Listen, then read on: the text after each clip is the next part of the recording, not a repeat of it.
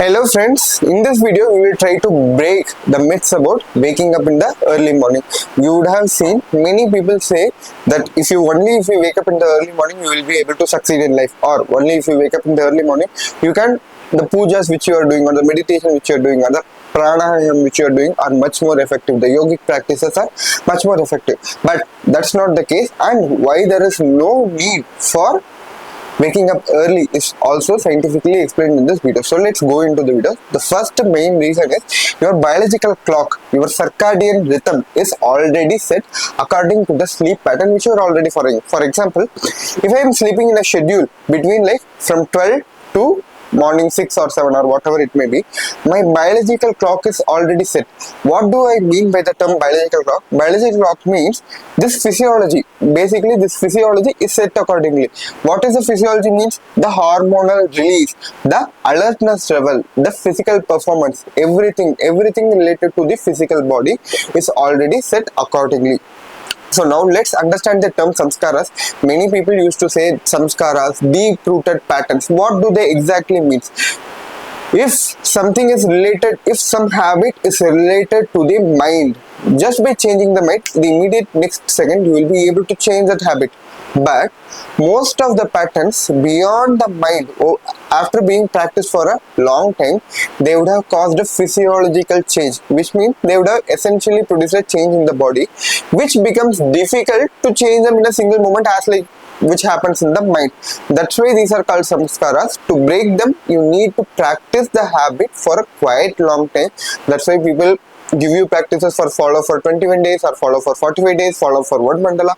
But even if you follow for one mandala of 48 days, you might have developed that habit, but to sustain you might need to practice even more longer time, like at least 3 mandalas, like around 150 days. Then it becomes your entire life habit. So this physiological change, that's why even alcohol addiction, smoking, or even masturbation for that matter, all these things are not related to mind. It has nothing to do with the morality in the first place. If someone is saying you more immoral based on these habits, it's not right. It's definitely not right. It's more of a physiological need. It should be tackled in a scientific way. It should be tackled in a much more systematic and methodological way. So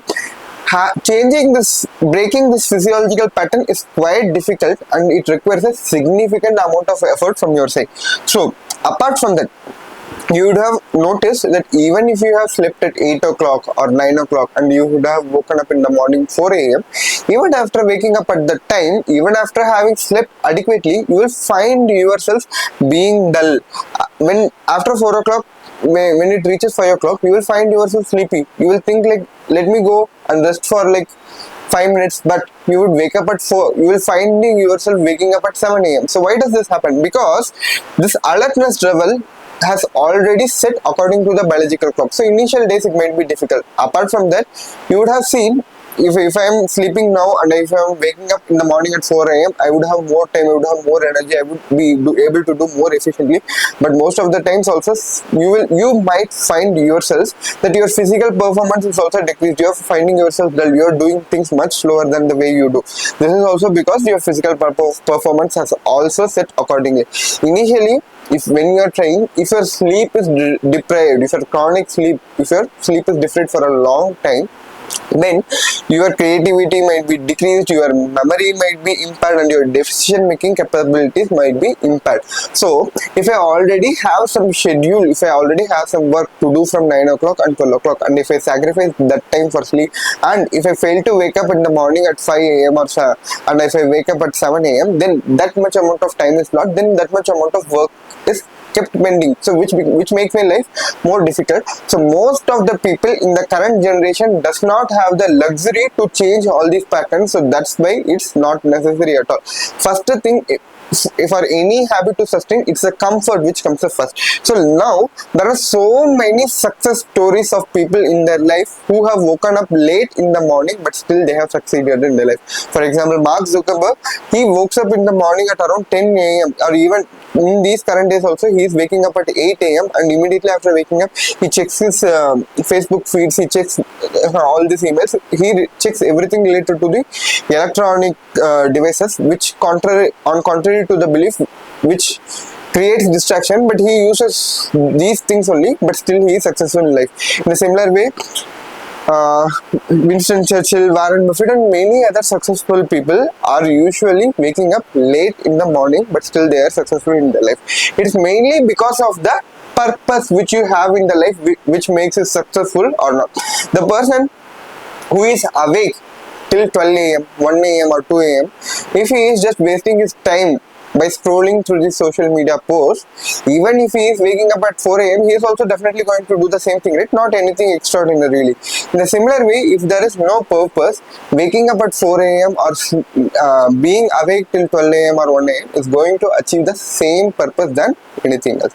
So apart from that, as I have already told, it's the comfort which comes first. You would have built a habit for a long time, but if it is not comfortable, changing the schedule. For example, if your work gets finished at 7 o'clock and you reach home by around 8 o'clock, after that you freshen up yourself and you have your food by around 9 o'clock, and if you force yourselves to sleep at 9 o'clock to wake up at 4 a.m., then the food which you have eaten, already you are hungry anyways, you have to eat. If the food you have eaten might not give you a good sleep, the quality of sleep might be affected. So beyond this comfort, if you push yourself, obviously this habit will be lost one day or the other. If I have made this video that you should wake up at 4 a.m. in the morning is thousands of years back, no one would have literally watched this video, because at the time when there was no electricity, by around 7 it becomes dark, and by around 4 a.m. or 5 a.m. the sunlight starts coming. So the sleep schedule of the people is accommodated in such a way, because in lamplight you can't do much things, right? So they usually sleep early in the night and wake up early in the morning. But in these days, because of the comfort which is available, because of the lights, because of the fan, because of multiple other things available, we are comfortable doing the work in the night also, which means for every centuries, for every generation, for every time period, the lifestyle of the people changes. So there is no need to change the lifestyle to the previous like 1,000-year-old lifestyle unless and until necessary, and if it is relevant. If it is not relevant, so that's why in Tamil there is a proverb called Palayana Kalidalum Pudiyana Pugudalum Valuvalla. If olden things are being removed and newer lifestyle is being made, it's not a mistake, it's the necessity of the time. So that's what it happens. So if in the current generation this is necessary, it's not necessary to force yourself into the early morning waking up state. So apart from that, if people say if he is a yogi, he should wake up early, you should realize the fact, if he is a yogi, the amount of time which he sleeps also decreases. So if he won't be sleeping for 8 hours, he will be sleeping for 4 hours.